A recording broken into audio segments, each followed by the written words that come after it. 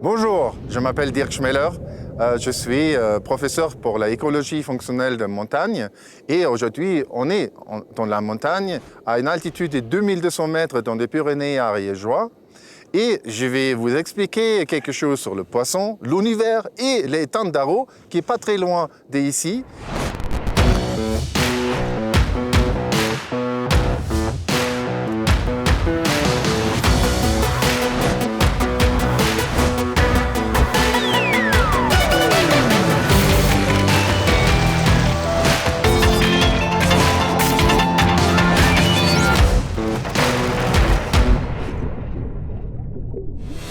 Bonjour, on est aujourd'hui dans les Pyrénées ariégeoises à une altitude de 2200 mètres et avec moi aujourd'hui j'ai Patrick Guillon, une des agents de l'ONF qui travaille dans le territoire ici. Bonjour Patrick. Bonjour Dirk, bienvenue dans les Pyrénées ariégeoises. Merci, c'est formidable ici quand même. Oui, mais l'ONF, l'ONF, qu'est-ce que vous faites ici? Écoute, on a un territoire sur lequel on essaye d'assurer une gestion globale de la biodiversité avec tous les acteurs qui rentrent en jeu, que ce soit le pastoralisme, la forêt, les lacs, les randonneurs, voilà.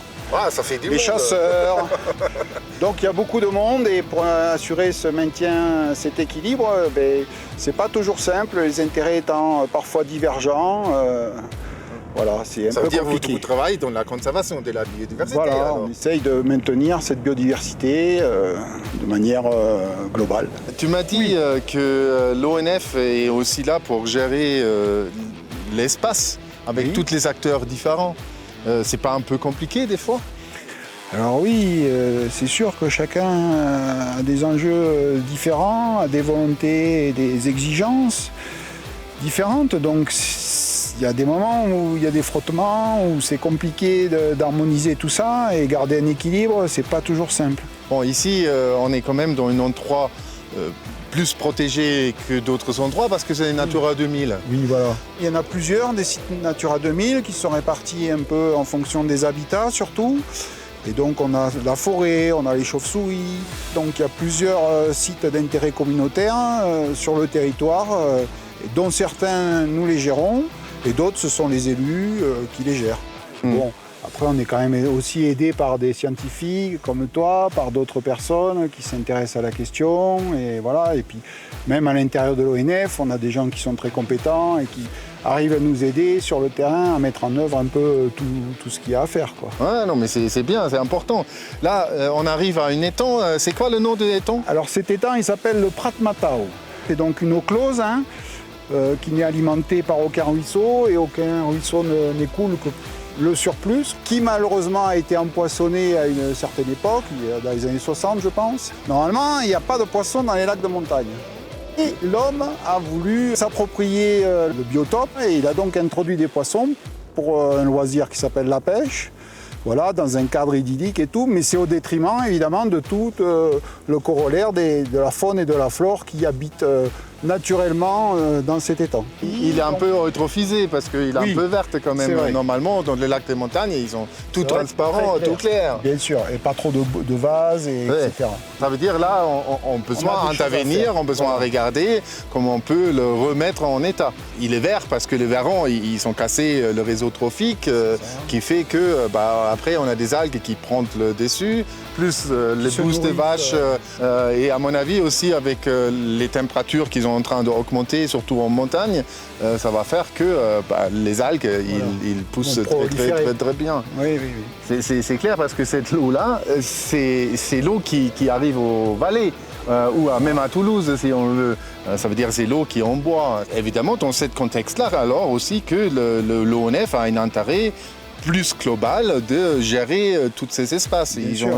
Comme on voudrait retrouver justement un état naturel, on essaye à ce moment de s'entourer de gens compétents pour voir comment est-ce qu'on peut retrouver un état naturel de cet étang. C'est-à-dire principalement enlever les poissons. Tout en gardant autour le pastoralisme qui reste quand même quelque chose d'important. Sur le paysage et sur l'entretien aussi du paysage, puisqu'il y a des prairies qui ne sont là que parce qu'il y a des moutons, et donc ça peut être aussi un habitat Natura 2000, il en existe d'ailleurs. Donc, Là derrière moi, on a l'étang de l'Hers. Il est accessible en voiture, comme on voit. On a des vaches qui sont alentour. Il est alviné 2 fois par semaine parce qu'on a plein de pêcheurs qui viennent ici en voiture pour pêcher tranquillement dans la montagne. Tout ça a un impact, ça a un coût et malheureusement, tout cet impact fait qu'on a plein d'eutrophications, des nutriments dans cet lac-là. Il n'est pas vert comme les autres, on a vu avant, mais il est quand même très eutrophisé et avec une qualité de l'eau qui est bien plus basse que ce que nous, normalement, on doit trouver dans la montagne. Au Prat Matao, on a vu qu'on a beaucoup des algues là-dedans. Ça vient à un côté de l'alvinage et l'autre côté aussi le pastoralisme et les bouses des vaches qui sont tout autour et qui ramènent des nutriments dans ces lacs-là. Ici, on a un autre lac, c'est Estagnon, qui est aussi en Ariège, mais il est protégé par une clôture électrique au accès des vaches et on n'a aussi pas d'alvinage dans cet lac-là. Si on regarde un peu plus proche, on va voir que l'intérieur du lot est bien différent que celle qu'on a vue à Étang de l'Hers et à des autres étangs. Cette différence est éclatante. On a aussi une vie bien plus importante dans cet lac que dans des autres lacs. Et maintenant, on est à Areo. Qu'est-ce que tu peux nous raconter là-dessus, sur ce lac? C'est un lac aussi qui a été empoisonné. Là, on a beaucoup de verrons. Ça se voit quand même à certains endroits, on a beaucoup d'algues là-dedans. Oui.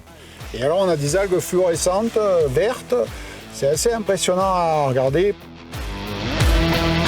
À mon avis, c'est des cyanobactéries qui... C'est pas bon, ça. Ah non, les cyanobactéries, ils peuvent produire des toxines. Ça veut dire, si on boit de l'eau de ce lac, ça peut nous donner un peu mal au ventre et un peu la diarrhée derrière. D'accord. Ouais.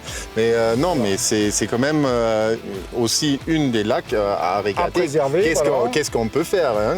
Et voilà. C'est enlever les verrons et peut-être aussi limiter l'accès pour le bétail. Alors voilà, mettre une clôture électrique pour les empêcher, mettre une installation pour que les vaches puissent s'abreuver parce que comme elles ont l'habitude de venir boire ici et qu'ici c'est pas évident de trouver de l'eau, voilà, donc il faut mettre en place tout un schéma de compensation qui nous permettrait donc de clôturer cet étang et de limiter les vaches et le pastoralisme.